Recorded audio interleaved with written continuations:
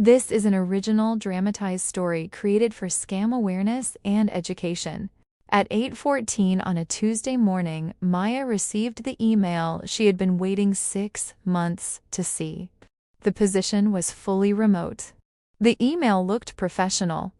It included a company logo, an office address, a job description, and a link to an employee benefits guide.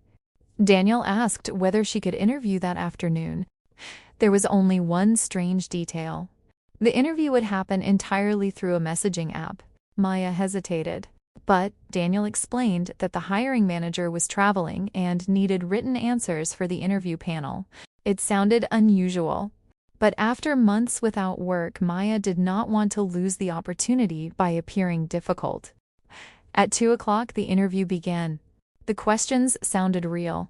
How did she handle competing deadlines? What software had she used? How would she respond to a frustrated client? Maya typed careful answers for almost 45 minutes. Daniel responded with phrases like "excellent" and "the team will appreciate your experience." 10 minutes passed. Maya stared at the screen, wondering whether she had said something wrong. Finally, a new message appeared. "Congratulations, the hiring team has approved you for immediate employment." She had the job. No second interview, no video call, no conversation with a manager. But at that moment, those missing steps did not feel like warnings. They felt like luck. Daniel sent an offer letter with Maya's full name, salary, working hours, and a start date the following Monday.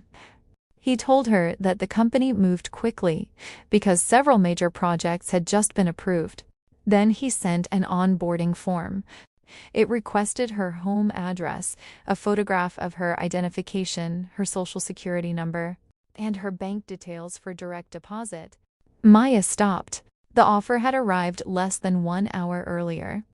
She had never spoken to a real person, so she asked whether she could provide the banking information after her first day. Daniel's tone changed immediately. He said payroll had a strict deadline. If the documents were not completed that evening, the company might have to offer the position to another candidate. Maya felt the pressure rising. She filled in her address and phone number, but left the most sensitive sections blank. Daniel did not mention them again. Instead, he introduced what he called the company's remote office setup program. Northville would provide a laptop, 2 monitors, a printer, security software, and an ergonomic chair. The equipment package was worth $4,850. Maya would not have to pay for it. The company would send her a check. All she needed to do was deposit it, wait for the funds to appear, and purchase the equipment from an approved vendor. The next morning, an electronic check arrived in her email. It looked real. The company name appeared at the top. There was a bank logo, an account number, and an authorized signature. Maya deposited it through her banking app. Less than an hour later, the balance showed the money as available. Daniel immediately sent the vendor's payment instructions. The equipment supplier did not accept credit cards. Maya needed to send $3,900 through an instant payment app. The remaining money would cover installation and her first week of training. Maya opened the payment app. She entered the vendor's name. Then her phone rang. It was her friend Lena. Maya had told Lena about the new job the night before. Lena worked in human resources and wanted to congratulate her. When Maya mentioned the check, Lena became silent. "Do not send that payment," she said. Maya laughed nervously. "The money is already in my account. Available does not mean the check is real." The balance was right there. How could money appear if the check was fake?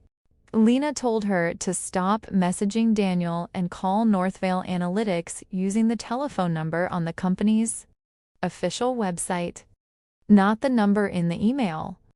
Not the number in the offer letter. The number she found independently. Maya searched for the company. The website looked almost identical to the page Daniel had sent, but the web address was slightly different. The real company used northvillanalytics.com. Daniel's email came from northvillanalyticscareers.com. Maya had seen the extra words before. She simply had not understood what they meant. She called the real company. A receptionist answered. Maya asked for Daniel. There was no Daniel in recruiting. She asked about the remote operations coordinator position. The company was not hiring for that role. Then the receptionist said something that made Maya's stomach drop. You're the fourth person to call us this week. Daniel had sent 6 new messages. The vendor was waiting. The payment had to be completed immediately. Delays would violate company policy.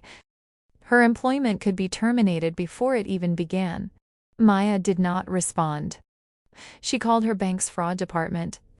The representative explained that banks may make deposited funds available before a check has been fully verified. If the check was later returned as fake, the deposit would disappear. Any real money Maya sent to the scammer could be gone. The bank froze the transaction for review. Maya changed her online banking password and email password. She enabled 2-factor authentication because she had already shared her address and phone number. She documented every message and asked what additional identity protection steps she should take.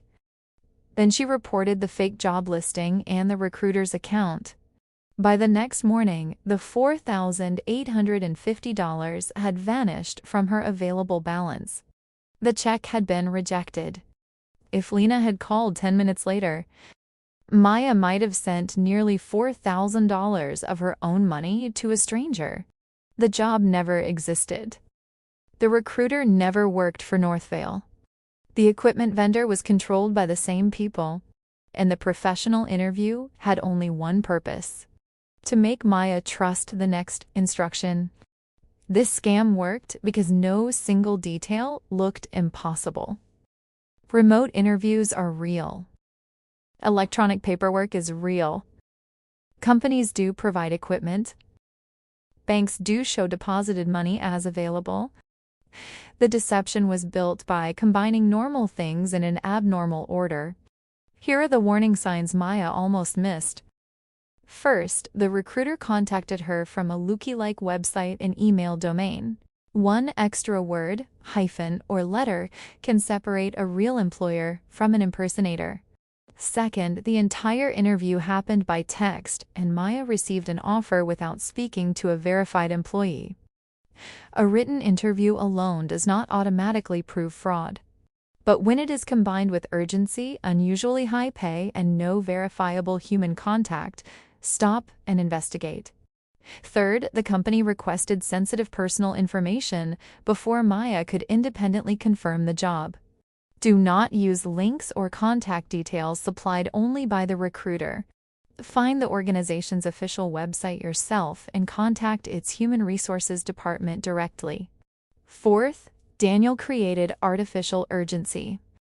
He claimed Maya could lose the job if she slowed down or asked questions. Scammers use pressure because careful verification destroys the scam. Fifth, the employer sent a check and instructed Maya to use the money to pay a specific vendor. A legitimate employer should not require a new employee to move company money through a personal bank account, and an honest employer will not ask you to send money in order to receive a job. Maya was embarrassed even though she stopped before losing the money. But embarrassment is one of a scammer's strongest weapons. It convinces victims to stay quiet. The correct response is not silence. It is speed. Stop communicating with the recruiter. Contact your bank or payment provider immediately. Change passwords that may be exposed. Save screenshots, email headers, receipts, and usernames. Verify whether your identity information was shared.